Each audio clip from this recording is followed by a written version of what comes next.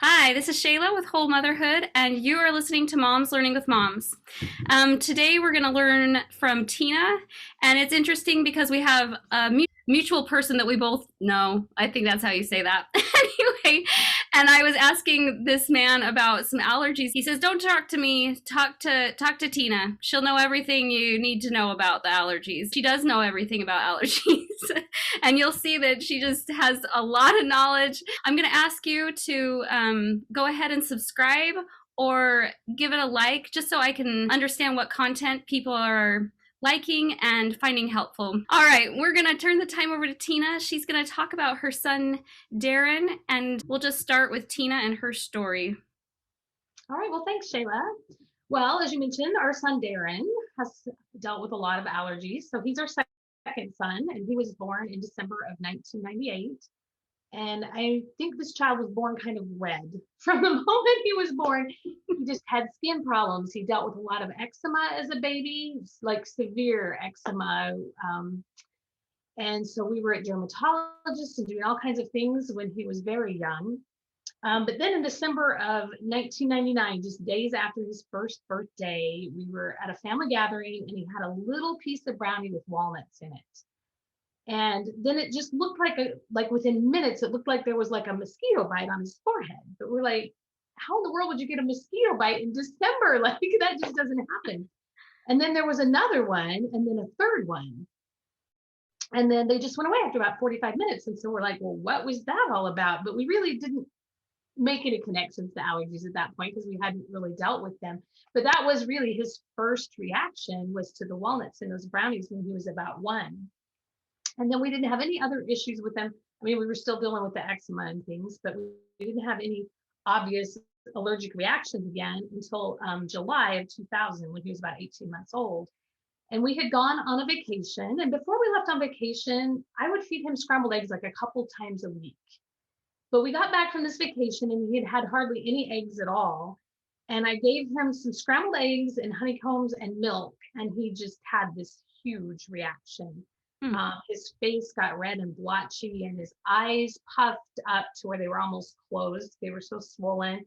And he got welts on his arms and on his face. And he was just a mess. And of course, at that time, I still didn't know anything about allergies. And so I had no idea what was happening outside his body. It was probably also happening inside his body. His airway could have been swelling and things like that. And so, I mean, we were obviously concerned, but definitely didn't maybe take some of the steps we should have taken at that point in time. But we did realize we needed to deal with this, that there was definitely a problem here.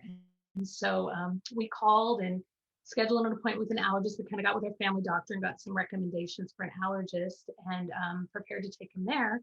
But before we could even get him into an allergist, he had another really serious reaction. He was sitting in his high chair eating a peanut butter and jelly sandwich, which, you know, in hindsight, if you're worried about allergies, probably peanut should be the last thing you would give a child. But anyway, he was eating a peanut butter and jelly sandwich, and my husband's like, "Oh, look at how cute that is. He doesn't like having that peanut butter on his hands. He doesn't like being dirty."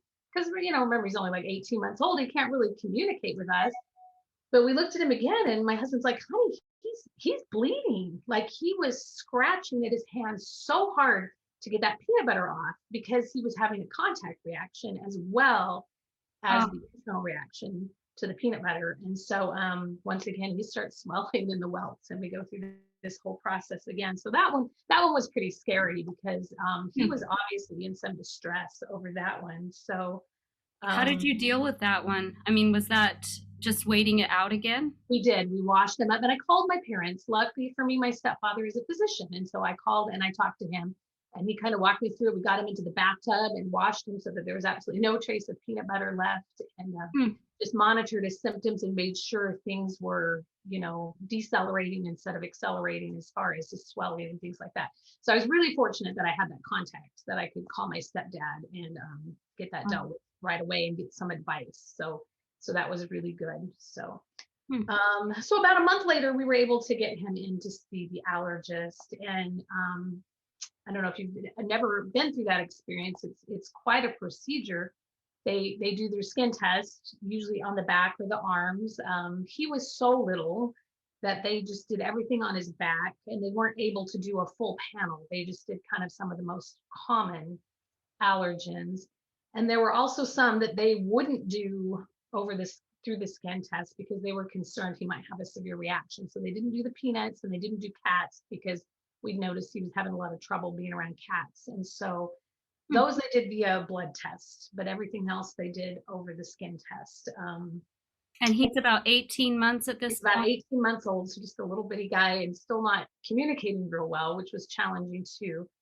But we did find out at that visit, it was about 3.5 hours. It was like the longest doctor appointment ever with that doctor. It just went on and on and on. The poor little guy. And at the conclusion of that, we found out he was allergic to wheat, soy, milk, tree nuts, peanuts, oranges, feathers, dog dander, molds. Hmm. And then later through the blood tests, we found out about the eggs in the cats, that he was also very allergic to them. So Hmm. I just remember leaving this doctor's appointment and I basically left with just a couple of things. I left with a prescription to get an EpiPen because epinephrine is, of course, the first line of defense against these severe reactions. And so I left with a prescription for that. I left with a page that had a list of common allergies and circles around the things that he was allergic to. And I left with a website, foodallergy.org, that I can't recommend highly enough. It was a lifesaver for me. But I remember leaving, and my last question to the doctor was just like, what do I feed this child for dinner? Like, I have no idea. It's now, we got here 1 o'clock. It's now 4:30. He's hungry, and I have no idea what I'm going to feed him next. And Wow. he said, well, he's pretty much on the caveman diet. Just stick to meat and potatoes and you'll be fine. So that's what we came home and had, meat and potatoes that night. But I remember that car ride home was just so overwhelming. We were probably about a half hour from our house. And so, I called my husband, of course, and told him, and you know how men are, especially men when they're at work. Oh, wow.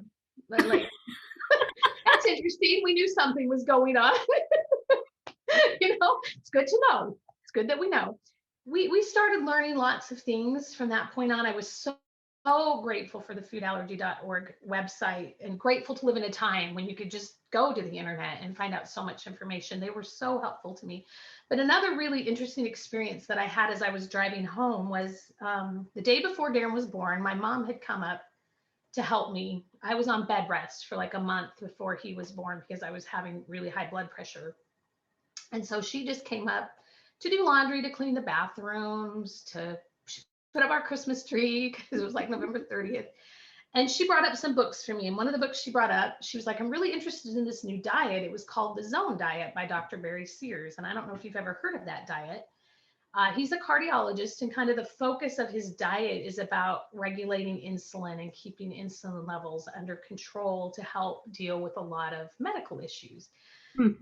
So after Darin had been born, I had just played around with some of the recipes in his book and things like that. And we had found some we liked and some we didn't like. And we weren't really following it strictly or anything. But as I was driving home, that impression came to me, you can do this. You have the tools that you need and you can do this. And so I came home and I opened that book, and that was the first thing I started cooking from until I could find a wider range of resources, because he was really all about lean proteins and lots of vegetables, very little with grains and things like that. And of course, when you're dealing with a wheat allergy, there's no grain. When you're dealing with the soy, there's none of those types of products. And so he really had a lot of recipes made from fairly simple natural ingredients. And so that was really, really helpful to me. And so I had that impression on that drive home, you'll be okay.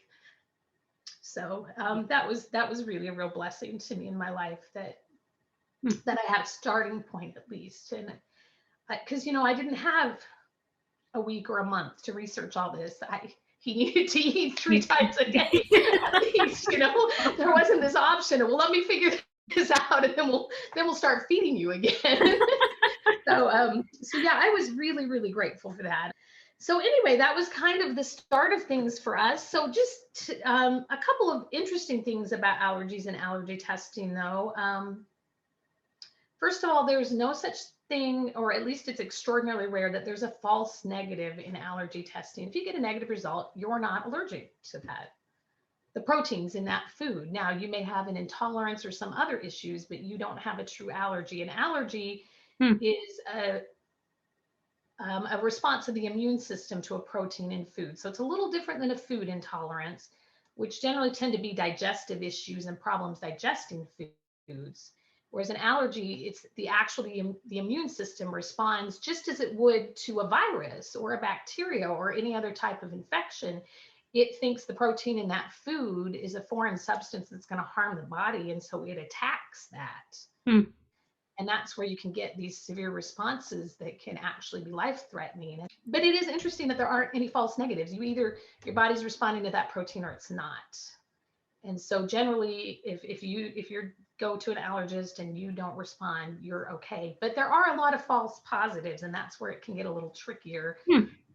And so, you've got to work really closely with your allergist and determine some foods, are less likely to cause a severe anaphylactic reaction, and maybe you can experiment a little bit with those, whereas others you probably would want to avoid totally. And that's where you really need to work with the allergist to determine some of that. But I thought that was just really interesting. So there can be false positives, but there generally aren't any false negatives. So Wow.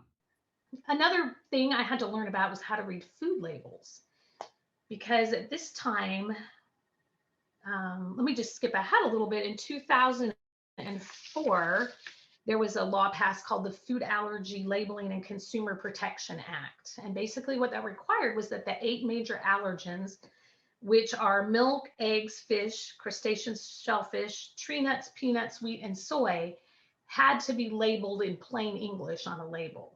So if it contains wheat, it had to say wheat very clearly somewhere in that ingredients list. Wow.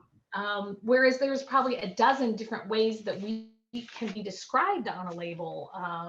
It can be called bran, it can be called spelt, it can be called bulgur, it can be called gram flour, gluten, all kinds of different ways that it could be described on a label, that if you weren't aware, you wouldn't realize that was a wheat product. And the same with soy, the same with eggs, the same with milk. We're familiar with lactose for milk, but there are other ways it's described too. And so I kind of had to almost learn this language of the chemical names of foods to be able to read all these labels. So that was a real blessing in 2004 when that law was passed, Hmm. and labels just had to clearly say, and you've probably noticed that if you looked at a food label, it'll say contains wheat or contains soy, as well as the may contain statements.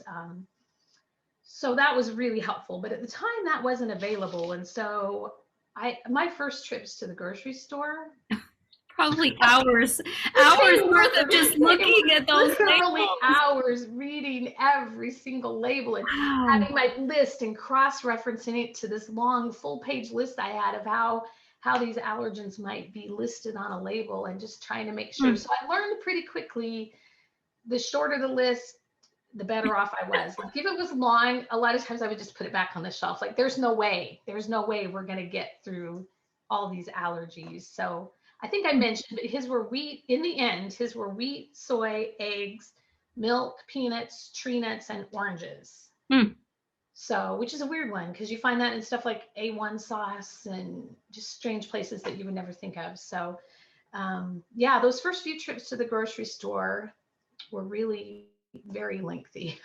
Wow. Um, and another issue back then, now there's a lot of celiac, there's a lot of gluten-free, there's a lot of, and you can go to Walmart and you can find a lot of things on the shelf that back then I had to go to specialty health food stores, like he couldn't have nuts. So as substitutes for milk, he couldn't have almond milk or, something like that. Right. So we had to go with a rice milk, which I had to buy at a health food store. It just wasn't available at Hmm. the time at a Walmart, where now you can just go buy it right off the shelf, which is, I think, another great blessing for people who are dealing with any type of a food issue. The options are a lot more readily available for dealing with that. So Hmm. Was your whole family eating this way then? Like, or were you trying to keep your whole household pretty clean from any of this stuff? pretty much what we did was, for breakfast and lunch, I let people kind of in the house eat whatever they wanted to eat, because this is a lot of foods. I mean, this is every type of bread. This is every type of dairy. It was just so many Hmm. foods that I didn't worry so much about breakfast and lunch, but I always made sure we had an allergy friendly dinner that we could all all sit down at the table together and that we could eat the same dinner. Wow. So that was always my goal for that. Another thing I did at this time, because he was so young, and he had an older brother who's about 4 years older than him, so still pretty young as well. And then I had my husband, who was not about to read all these labels. So I just created some red and green labels. I had like a green smiley face on one that says, I can eat this food. And I had like the red X on another one. I can't eat this. And I would just label things in my house. And eventually I realized this is like stupid because I'm having to label. I'm going through red labels like crazy, right? I'll just label the green things.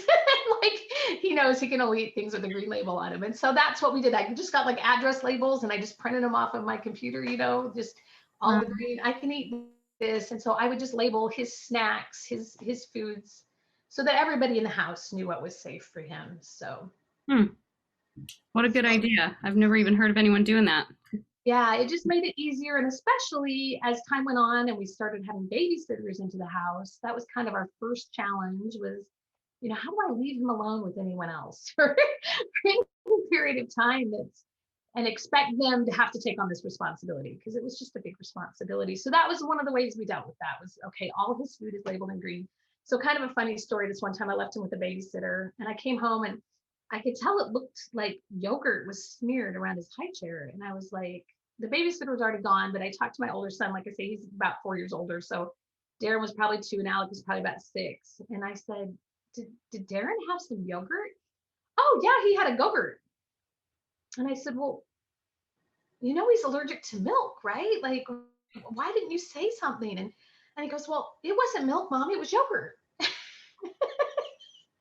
So, there was this challenge of educating everybody about all these different things and Oh, what things are milk products, what things are egg products. It was pretty challenging to make sure everybody understood everything. So you sent me a list of kind of an action that a babysitter would need to go through. and that was the start of that. And I found that on the foodallergy.org website, and they still have that. Hmm. It's called a food allergy action plan. So if somebody ever needed that, and the same type of plan would work for anything else, just change the title, right? Right. Intolerance, but it had a space to list his vital information, name, birthday, address, all of that, our contact information, what he was allergic to. And then it went through the signs of an allergic reaction and what to watch for, how it affects the mouth, how there can be swelling and itching. And, a child might describe that as my tongue feels really big, or my tongue feels itchy, or things like that. In their throat, how they might have that sensation in their throat, or they might start coughing or being hoarse, having a little bit of difficulty breathing. Their skin, if they get these hives, the welts, if they get the rash, the itchiness, if they're nauseous or vomiting, Hmm. short of breath, wheezing, feeling like their pulse is a little thready, or if they look like they're about to pass out. There were all these symptoms. And there's so many of them that it was nice that you have a place where they're all listed out on this form. And then it went through the actions to take for a mild reaction, to just do the Benadryl and kind of watch and monitor. And then if it was a more severe reaction, how to administer the EpiPen and what you needed to do with that. So yeah, that was a great plan that we carried all the way through school, all the way through high school. He had a copy, his teachers had a copy, the nurse had a copy. So Were the schools pretty easy to work with? I mean, they were were really good. the Before we schools? get into schools, Yeah. I was just going to go through some of the ways that this impacted our life. We're aware of how prevalent food is in our society, but until you deal with something like this, and I think anybody who's trying to diet, who's got the intolerances, has probably experienced this, but food is just such a part of our social life. It's used so often in reward systems, in classes and things. And obviously, it's not something we can fully avoid. I mean, we all have to eat. And so it's not like you can just say, well, I'm just going to avoid this altogether. You have to deal with it. So I was just going to talk about, if you don't mind, a few of the ways that this really impacted us. Obviously, one of those was like Halloween. What a holiday.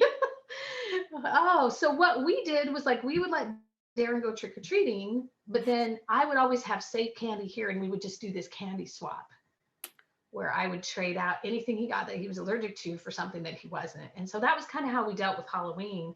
I had to have a really strict rule that you can't eat anything that you get trick-or-treating until we've gone through it together. Mm.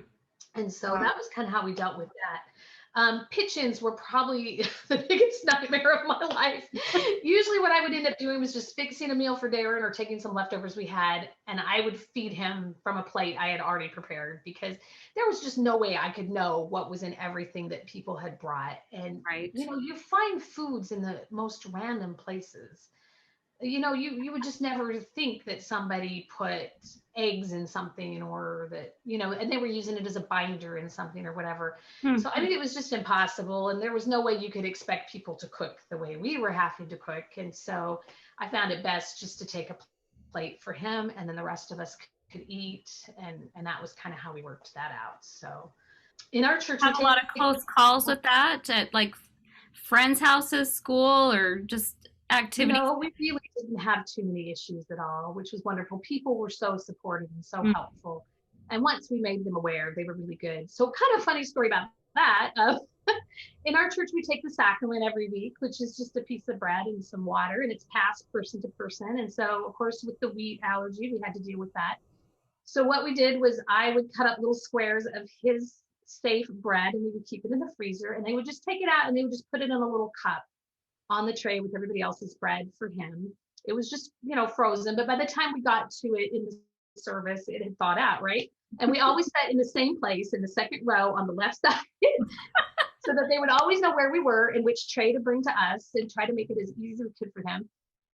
And I remember this one week, somebody new was getting his bread ready, and they're like, "Oh, it's frozen." And so they put it in the microwave. And so Darin gets his little piece of bread, and I hear this crunch, crunch, like the loudest, like they had turned it into a crouton. They had microwaved it so long that it was like the loudest noise while everything was so quiet. But they really were good at taking care of him and making sure he had what he needed. So Mm. another thing that maybe you don't think about, and probably people with like just basic food intolerances don't have to worry about so much, but we had to watch every single product that came into the house, because shampoos, lotions, body wash, hand soaps, like everything had to be checked for allergens.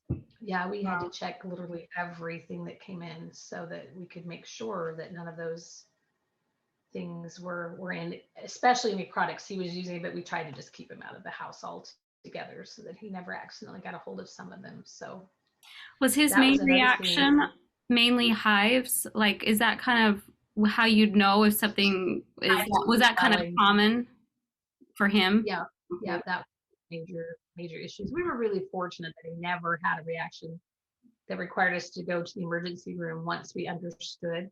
We probably were pretty close with that peanut reaction he had as a baby, but we really didn't know what we were doing exactly. So we were really fortunate that way that we never had to do that. So, but another tricky thing about allergies is the allergist calls them a perfect storm, because it is an immune system response. If the immune system is already keyed up, for example, if he's had a cold, or if he's been exposed to a cat that he's allergic to, or he's been outside where he's dealing with his environmental allergies, he might be much more susceptible to having a major food reaction, because his immune system is already really overworked. And then this just sets it off completely. And so that's one of the tricky things about dealing with allergies, is sometimes you can maybe get away with something, say in winter when all the green stuff is dead, and he's not flaring up as much from those environmental ones, that maybe he couldn't do in a different time period. So it's a little challenging to navigate them, because sometimes you think, well, I fed you this a week ago and you were perfectly fine, and now you're reacting to it today, and what's going on? It can be really hard to figure out what's happening sometimes, and what's safe and what isn't safe, because they are so unpredictable. So let's see, another challenging thing we had to deal with was this MMR vaccine, because MMR is an egg-based vaccine. And so our family doctor had nothing to do with administering the MMR. He was like, there is no way I'm giving this child his MMR when it came time for that. So we had to go to the allergist, and what they did was they administered it in like 3 mini doses instead of 1 full dose. And then we had to wait like a half hour between every one of those doses and make sure that he wasn't having a reaction. So we're probably the only people that it took like an hour and a half to get one immunization.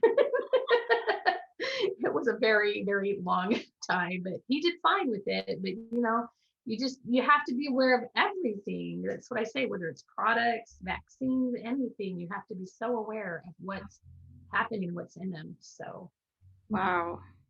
and it does impact the whole family, of course. Kind of a funny story from our older son. When he was about 14, I think it was, he went over to a friend's house and he came home. He's like, Mom, I had like the most amazing dinner. I had lasagna. Why have we never had lasagna?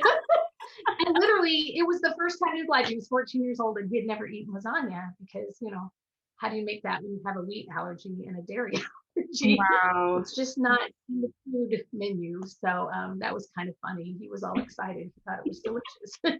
Another thing I wanted to mention just really quick too, because we did then move on into babysitters, leaving him home some alone, and also leaving him with his grandparents. And one thing I would like to mention to parents, any parent, if you're leaving your child and you're going to be out of the city or traveling, to leave, you can find these online, but to leave a consent for medical treatment, because even a grandparent who takes a child to the hospital, I mean, unless it's really a life-threatening emergency, they Hmm. aren't able to treat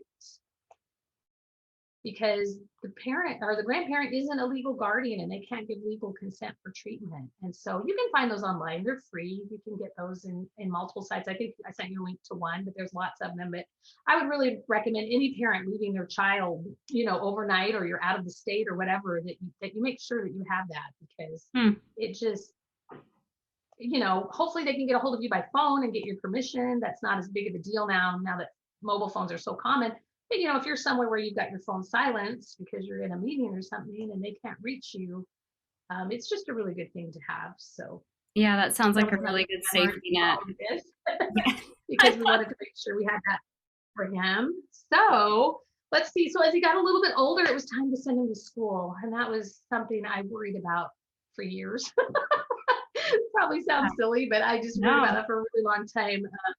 I did a lot of homework on the websites. I found out a lot of information. And the other thing I tried to do was to be very proactive in the school before he got there. We did have an older child that was going to the same school. And so I tried to get really involved. I was in the PTO. I wanted to get to know the principal and the secretaries and the nurse and Hmm. just kind of be a presence in the school already, so that when we started dealing with this, we had a relationship of trust with all the people involved, and it wasn't just, oh, here's this crazy lady who is coming making all these demands. And I tried to be very, not demanding, but I tried to come with solutions rather than just taking problems to the school, if that makes sense. Not just, here's my child, here's all the problems, deal with it, but here's my child, here's the problems, here's some things I think might help. Can we talk about how we're going to address these issues? And so Wow. I found that the schools were very, very open and very receptive. One of the things I did was, as I sat down and met with them, we came up with a document that just outlined everyone's responsibilities, starting with Darin. Like, his responsibility was that he had to have his EpiPen with him all the time, because minutes can matter if they're Wow. having a severe reaction. And so he had a fanny pack he wore that had, and I mean literally everywhere, to the playground, to the cafeteria, everywhere he went, he had to wear that, and that was kind of his responsibility. He also had to bring a lunch from home every day. He was in high school before he ever ate a school cafeteria lunch, which I know some kids might cheer to hear that, but he packed his lunch literally every single day. We also brought a safe snack box to school because, like we talked about a little bit earlier, it's kind of, a lot of times food is a part of our reward system. You do this and you can get a piece of candy. And so we just had a box we brought from home that we had labeled Darin Safe Snacks. And anytime they needed a treat or something to give to him, the teachers knew they could go to that box. He knew he was not to trade food with any students, and that he was absolutely not to eat anything that hadn't been sent from home. And lastly, his responsibility was to notify an adult immediately if he thought that he had eaten something that he might have been allergic to, or if he started feeling like he was having any type of symptoms, that he was to find an adult and let them know immediately. So he had his responsibilities. I had my responsibilities. I provided that food allergy action plan to the school and made sure everyone had copies of that. I had to work with the nurse and sign the authorizations for him to have his medications at school. And I'm sure others are very familiar with that. If you have any type of medication there, and make sure that was all in place prior to the start of the year. I provided Benadryl to the nurse so that if he was just having a mild reaction, I made sure they had that. And I also made sure the nurse had EpiPens as well as Darin, and that those were all labeled and prepared for him. Tina, is that common that the parents provide the medication in the schools? They don't For have that on hand? EpiPen, now I've been out of the schools for a while, but at that time, yes, Hmm. that every child. And so you would go to the nurse's office, and after Darin was kind of the first one, but after he'd been there a few years, there were more and more and more kids, and there'd be all these EpiPens, and it used to make me crazy because I knew how much they cost. But yes, they each had to have their own. My understanding is now in some schools they do have epinephrine like in a vial, and they just have syringes that they can just, it's kind of a common vial, but at that point in time we had to provide them. And so yeah, we made sure that she had those. Can I ask how much an EpiPen costs? In those days it was about $60 a pen, and I probably had 8 of them at any given time because I would always have 2 with him. We always had 2 because if the first one didn't do the trick, you wanted to have a second one to make sure that you had plenty. So like we would have 2 in the nurse's station, 2 with him, 2 in my purse, and usually it's 2 somewhere in my house. I have heard that they are much more expensive now.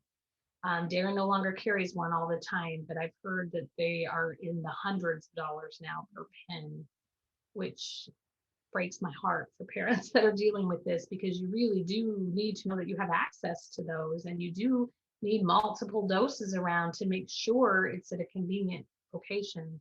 That's interesting. And typically they would last about 18 months. So, we could easily get through a school year with the 2 that we had at the school, but generally not more than 18 months. That was about the longest I would find that they would before they expired and we had to replace them. So, we'd kind of try to have them on a little rotation where we weren't replacing all of them at the same time. We'll do these this Yeah. month and these in 3 months. So Wow. another thing I did then at the school was I offered to help do any training they wanted me to do with the teachers and things like that. A lot of times the school nurse would do that, but I offered to help. And then I also offered to do some classroom training. And I pretty much did that every year he was in elementary school. So I would just go into his class for about 20 minutes or so and talk about his food allergies, what they were, and what the kids in his class could do to help. Like, first of all, to understand what his food allergies were, to not share their food with him, to wash their hands after they ate, to help him avoid things he couldn't have, and to get help immediately if it was looking like he was having any type of a problem, to go and find an adult. So Hmm. those are kind of the things I did. And then the school, there were some things, of course, that the school had to do. And one of them was making sure all the adults that interacted with Darin were trained. And so that meant, his classroom teacher, but also all the special teachers like the music teacher, the gym teacher, the art teacher, the bus driver, the cafeteria worker. So it was, Wow. a fairly sizable group.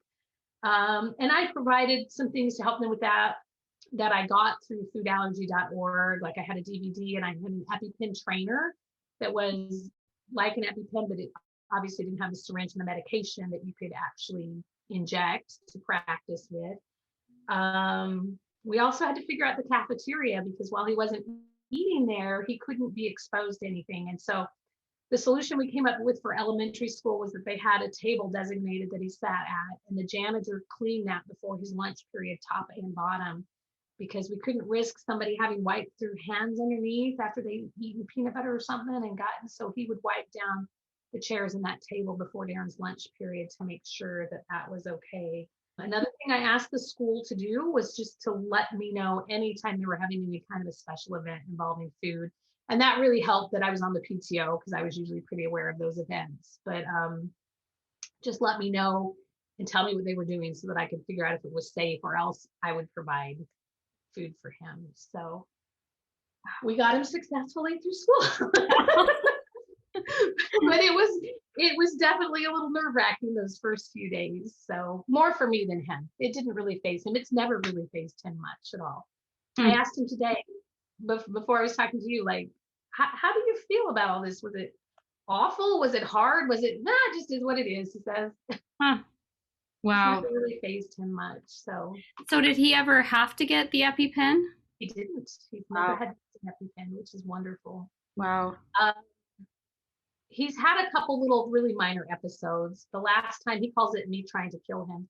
The last time I tried to kill him was actually just a couple years ago, because one of the things is, I mean, you just always have to be so diligent. And I had made a pork roast with some pesto on it that I had made lots of times, but this particular time I just bought a different pesto and I just didn't think to check it. It just never even crossed my mind. And so I made this pork roast and I cut it up, and he just grabbed a little piece and just, we hadn't even served it or sat down at the table. He just grabbed a little piece and ate it, and he could feel himself starting to swell, and he got a few hives. And Hmm. I mean, it never too serious, but it was just that one little bite. That's just all it takes. That's what's so frightening about food allergies, is there's just one little bite can trigger a reaction. And so that's been his last one. It's been several years ago. And it turns out there were pine nuts in that pesto, and he's allergic to all types of nuts. And the brand I normally bought didn't have that, but this particular brand I bought that they did, and I hadn't looked. So Wow. it's just constant vigilance. So anyway, moving on, he had a really neat experience in 2005, I think it was. Yeah, we took a trip to Washington, D.C. This, at the time, the foodallergy.org group was called FAN, Food Allergy and Anaphylaxis Network. Now it's called FAIR, which is Food Allergy Research and Education. But it was the same group. They took applications for children from every state to go to Washington, D.C. and help promote some legislation that they were trying to pass through Congress to have the Health and Human Services provide more training for schools for food allergies. And Hmm. so we went there as a representative of Indiana. And so that was a really neat experience. We got to meet with our Congress people. We got to meet lots of other kids who have food allergies. We got to meet Trace Adkins, the country star, because one of his daughters has severe food allergies as well. And he, at that time, I don't know if he's anymore, but at that time, he was kind of their celebrity spokesperson Okay. for FAN. And so we got to meet him, and it was just kind of a really interesting experience that he got to have there. So, A quick question that I've been thinking about. Do you have any personal opinions on why all of these food allergies are starting to do you? Is that a it whole other topic? is crazy. Well, no, because like I was saying to you, when we started at school, he was like the only one. We were like the pioneers. But by the time he left that elementary school, there were, probably a dozen kids. And Yeah. it's just grown and grown and grown. And I've heard a lot of theories. Um, when we first started this, obviously it's been over 20 years ago, one of the theories was, well, they've just always been around, but they just haven't been properly diagnosed before. And so nobody really knew, oh, that food makes me feel, I just won't eat that, or whatever, like they weren't being diagnosed. But I don't really feel like now, seeing the almost like an explosion, you could call it, in food allergies, I don't really feel like that explains it. But there really is no known Hmm. specific cause, and there's also no known cure for the food allergies. So Hmm. That's interesting. another theory I heard is called the clean theory. Have you ever heard this one? Where our kids are not being exposed to things as much as they were outside. The Right. dirt, the animals, kids used to live on a farm. They got all kinds of exposure, and now they're in these, contained environments in our homes. And so they're not getting the exposure, and the immune system is just attacked, basically. But I don't know that I really believe that. That's just another theory that's out there. But no, there really isn't an explanation for why. And that's one of the things FAIR does. They do a lot of research, and they're trying to find some of these answers. So Oh, that's neat. I like hopefully that. they will. Yeah. Hopefully they will, because it Yeah. is very challenging to live with these. Yeah. So anyway, let's see. In 2005, then Darin was retested. He was about 7 then, and we were really hopeful that maybe he had outgrown some of these. Instead, he reacted to 57 of the 60 skin tests that they did. So he had even more things. It was actually easier when I was writing in his baby book. I just wrote down what he wasn't allergic to, because it was so much easier. He wasn't allergic to cockroaches. He wasn't allergic to cedar trees, and there was one type of mold. But otherwise, like every mold, every grass, every food that they tested for. I mean, obviously they didn't test for every food. They tested for the ones he had responded to before, but he was just a Yeah. mess. By the time he was 10, we tested again, and he finally tested negative for the wheat and the oranges. And that was when he kind of started finally outgrowing. He had a smaller reaction to milk. And over the years, he was able to add milk back into his diet. And so that was good, because that is another challenge with food allergies too, is, for example, how do you get your calcium when you can't have any dairy? How do you Yeah. so, we had, baby vitamins, and then obviously children's vitamins as we went on that were supplemented with calcium, and we made sure he was getting that. We bought the rice milk that was fortified with calcium. Anything I could get my hands on that had calcium in it, we were giving to him, because that's another concern too, is how do you keep their nutrition when so many food groups are restricted? So I guess I do have a question. Is that very common that they grow out of allergies? Is that common with most people who are allergic to things? it is. It's actually really common that they outgrow. Peanuts, not so much, but generally the milk, even by the age of 5 or 6, usually they've outgrown. And Hmm. most of the others, it is very common that they outgrow them. It's also very uncommon to have as many allergies as Darin had. I mentioned we went on this trip to Washington, D.C., and sometimes I felt like we were just there to make everyone else feel better, because the comment I heard more than any other was, "Oh, I thought we had it bad." Like, because of Wow. course your opening thing was, "Well, how old's your child? What are they allergic to?" That was always kind of your conversation starter when you were with this group, and you'd be like, "Oh, we've got milk, or we've got peanuts and eggs, or we've got," and I'd be like, "Well, we've got milk, soy, eggs, peanuts, wheat, tree nuts, all these things." They're like, "Oh, I guess maybe we don't have it as bad as we thought we did." But it is uncommon to have as many as he had. He really had a lot of allergies. So, but a single allergy or two is really, like you said, becoming more and more common, and nobody really knows why at this point. So And you said he kind of just shrugged his shoulders and say that's what life has dealt me, and I just he deal. does. He does for the most part. Now, here's another funny story. After he'd outgrown some of his allergies, his milk and his wheat, he came home from a friend's house one day, and he had had warm brownies and ice cream. And he's like, "Mom, you've been holding out on me all my life." I'm like, "Dad, I haven't been holding out on you all your life. You were allergic to this for most of your life." It was, and I kind of asked him too. I'm like, "How hard was this for you to grow up?" And he said, "It wasn't that hard, because I didn't know what I was missing. Like, it would be much harder now to deal with this if I found out I was allergic to something." Hmm. But he was so young when he was diagnosed. He was just 18 months, that he really never experienced those foods and fell in love with them. So when we said you can't have ice cream, it wasn't like he was like, "But I really like ice cream." It was just, "Oh, okay, I'll have some sorbet instead." Right.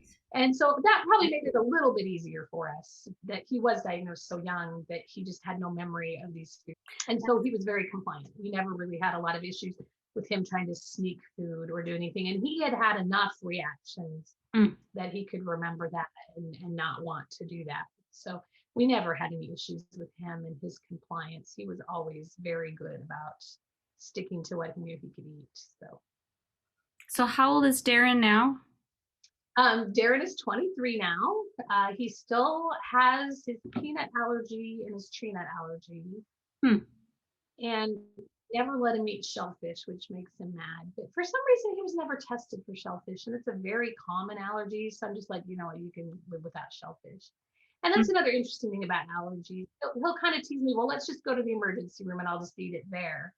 But allergies are truly an immune system response, and so you can eat the food the first time, and that's when your body develops the antibodies to the protein in the food. And then it's the second time or the third time that you eat it that then your body responds to the food. And so I always tease them back, "I don't care about the first time, but the second time is when we'll be sitting in the emergency room eating your shrimp, because that's when you'll have the problem." Wow. Because it's like other viruses and colds. You get the cold and then you develop the antibodies, right? So your body can fight it off the next time. Unfortunately, for some reason, the body has just had an issue, and it is having that same reaction to the food proteins. Is there anything at the end here that you could just encouragement for other moms? Any more resources you can think of? Well, I think just the biggest thing is to just take ownership. There's so many issues we deal with our children, whether it's with the food allergy whether it's with developmental disorders, learning disabilities. There's so many issues as parents we have to deal with. And we're blessed to live in a time when we can get access to tons of resources. And I know we have to be somewhat careful on the internet. There's also a lot of garbage out there, but there's a lot of good stuff. And so surround yourself with a good team. Darin had his allergist, his family doctor, he had his dermatologist, he had the professional people helping him, but also, empower yourself as a parent to be an advocate for them, to be a teacher to them, to help them cope with their own issues. And I think the most important thing we tried to do with Darin was not let this define him. We dealt with it, but we didn't try to make it the focal point of his life. It was just something we had to take care of, but it's not who you are.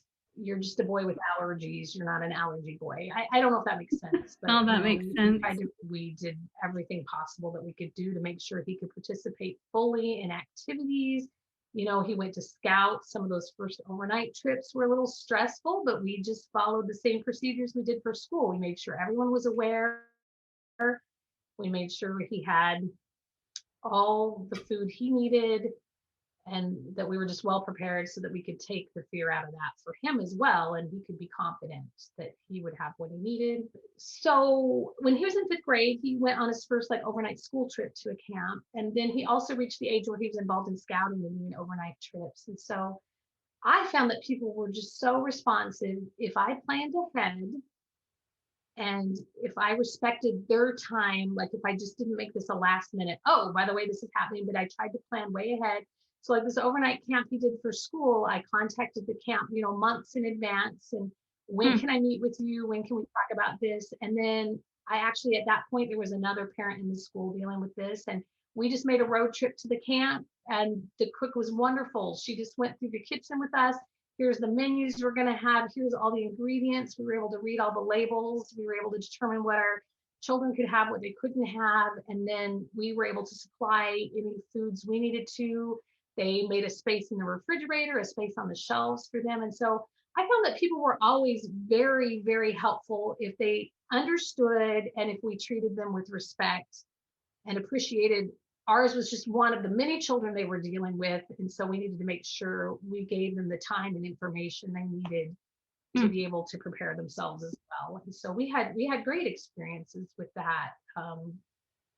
And he did too. He had great trips. He was able to participate in everything everyone was doing. Tina, I think that's an important point, is that you took on that responsibility. Even though you needed to talk to all these people, you realized that it was your responsibility to provide something if they needed something else, or to go see the facility and make sure that he was protected in this environment. And not that other people don't care, but if I don't take that initiative, then why would they? Right.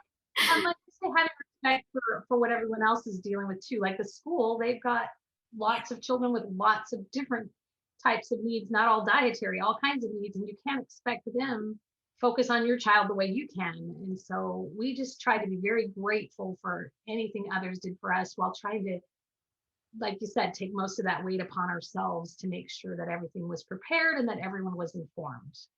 And you got to hand it to Darin too, like being pretty darn good for taking care of himself also. Yeah. He's away from you. All right. Well, again, thank you. This is perfect. I love this. I love all the information you shared, and resources that they can turn to. And I will link some of these documents, and so that'll be really helpful. We're just going to encourage everyone to just keep learning, and we'll sign off.